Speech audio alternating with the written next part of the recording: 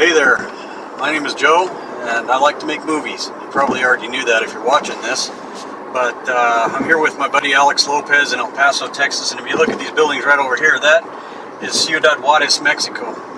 And you can see here we're coming up on the border fence, divides El Paso from Juarez, the United States from Mexico.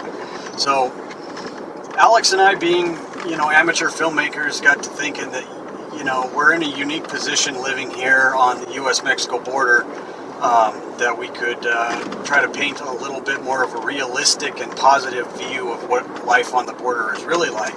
There are people in other parts of the country and other parts of the world that are under the impression that we're ducking bullets just to go out and check our mailbox, and that it's just like this horrible war zone, and it's really not like that at all. The border is not without its issues, but every city, every region has its issues, and I think that this crisis that I keep hearing about, we're seeing this influx of migrants and things like that, but I've lived here almost 10 years. Alex, you've been here your whole life. Yep. I've never felt, I love living in El Paso. I think it's a great town. It's got great people. It's got a very cool vibe to it. The weather's great. We just thought, it was kind of I wouldn't call it a duty, but it was something that we could do as filmmakers being on the border, to try to head over to our neighboring city, Juarez, and paint a little bit more positive picture of what life is really like here. So that's what we're doing. So stick around. Hope you enjoy.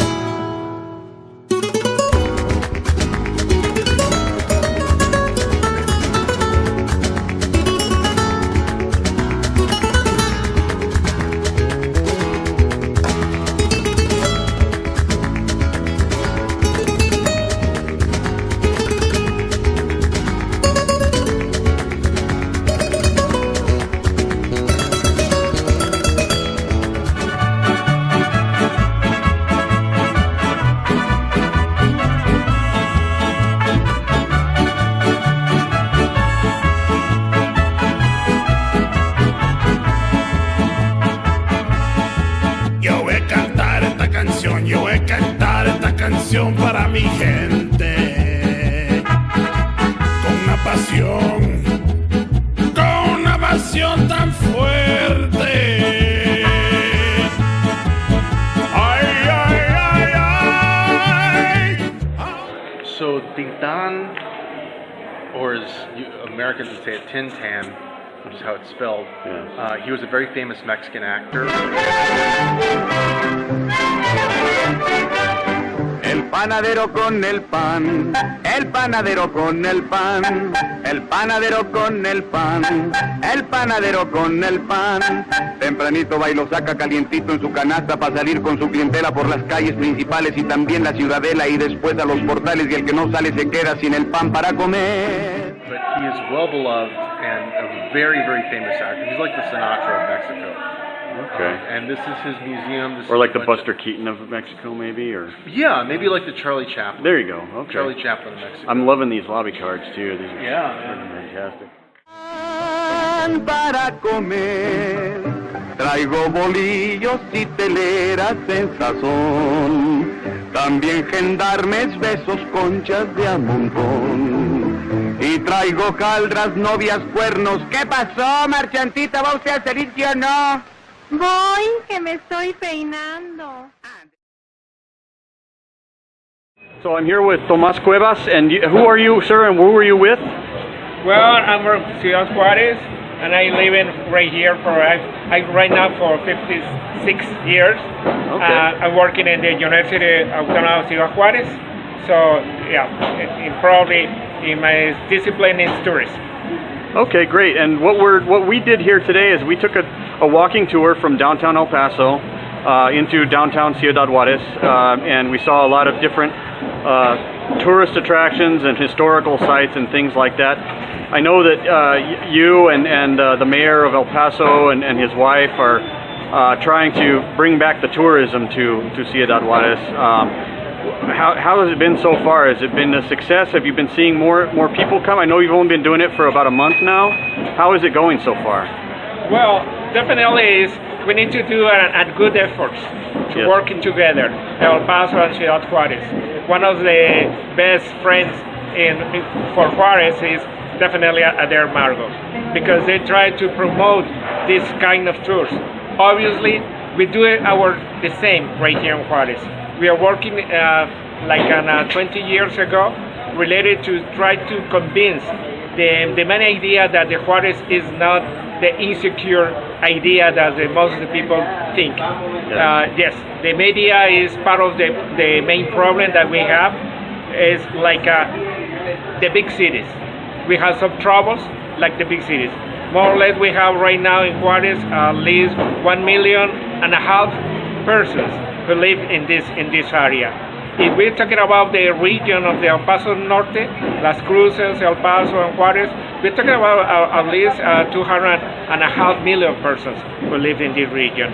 So for us, the activity of tourism is for be better to have a good image, not only for our country, obviously for international image that we need to work together.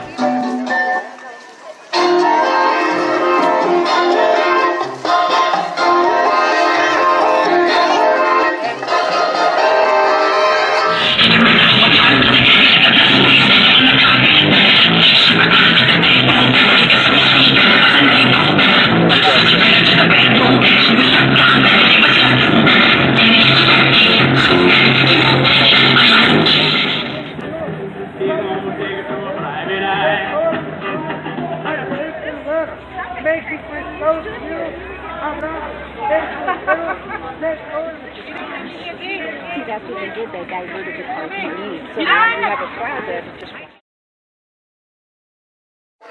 So this is the customs. This is the old customs house. This was the customs building for the traffic going both ways across the border, in and out of the United States and Mexico.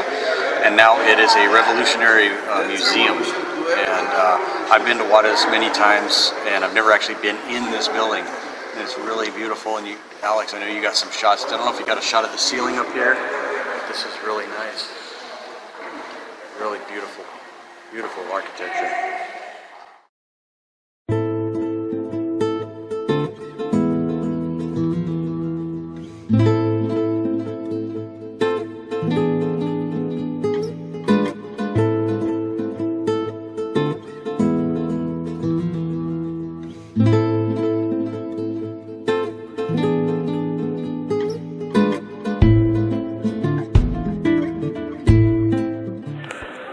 So I'm going to get a quick shot here of this. I don't know if you can see this, but this is a statue of Pancho Villa. This is like a mannequin, and what this talks about is Villa turns to movies. And of course the movie thing is what's going to grab my attention, right? So there was a movie that was made with Antonio Banderas years ago called, and starring Pancho Villa as himself, but that's the name of the movie, where back during the Mexican Revolution, I believe it was D.W. Griffith who approached Pancho Villa about filming his battles and that sort of thing. And I don't know a whole lot about it. I have read about it, I have seen the movie, but this is in reference to that. When Hollywood decided to film some of Pancho Villa's battles during the Mexican Revolution, which actually turned people in his favor, believe it or not. So, interesting little piece of history there.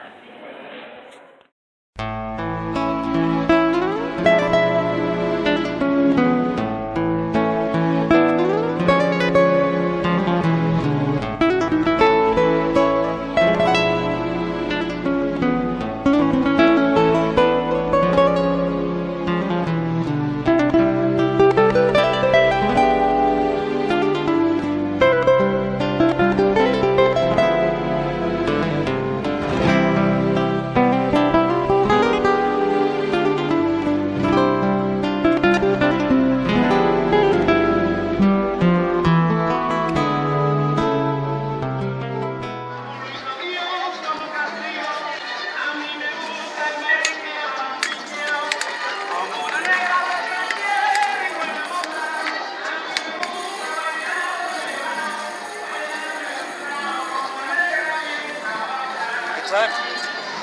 What would you tell people about Juarez?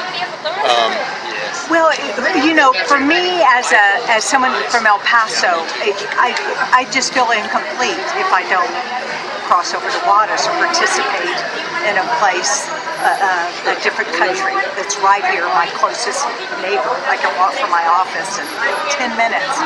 It just seems like I'm living partially when it's so enriching. And I think as you experience on tours like this, people who haven't been in 20 years, they've missed it.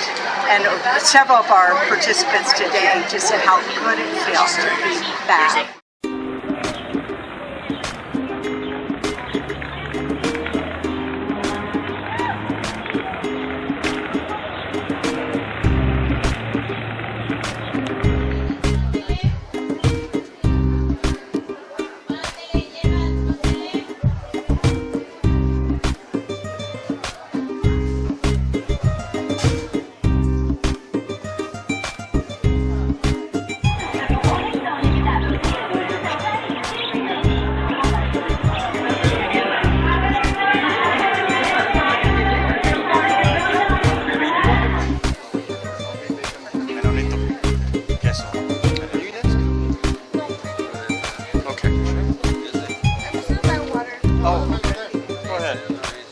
Yeah, sure.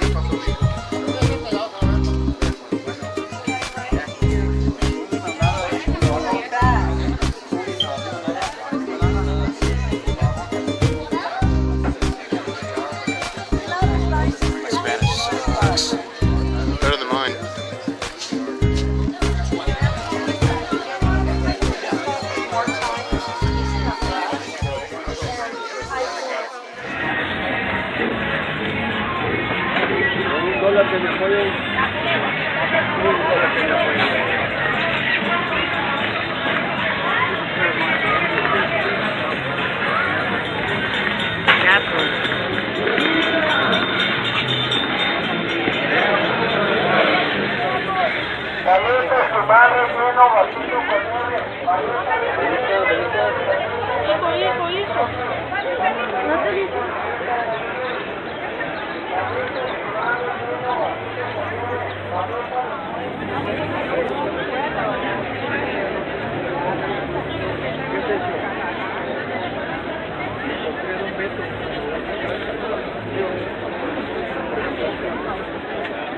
¿Cómo se llama el bishop?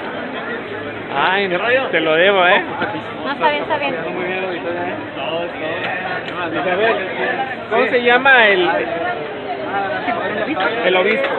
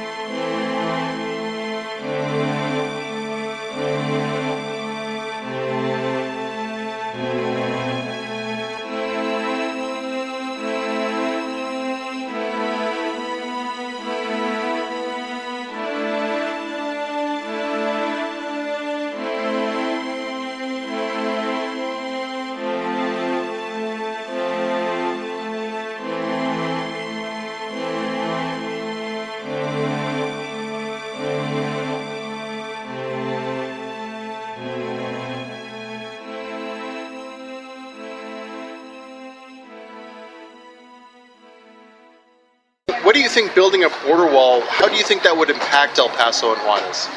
They will impact, definitely. Because, like I said a few minutes ago, we live in a periphery. So we need to understand that whatever we need in the border is something we don't have right here in Juarez. We can find it in El Paso and the both sides. So that is part that we need to understand. The governments think about it's more a politician's position. We need to understand that the people who live the borders, we have families in El Paso, even in the people who live who are citizens in the United States live right here in Juarez. Most of the people in the part of the maquiladoras, the twins plants, most of the workers, the 25% of the workers in the twin plants, they're American citizens. So they need to cross every day. And every day they need to go back, some of them. Do you think building a border wall is going to stop people from crossing illegally? Well, I don't think so. It probably won't stop the coyotes, is what I'm thinking. Definitely not, because it's not the main problem is not in the cities.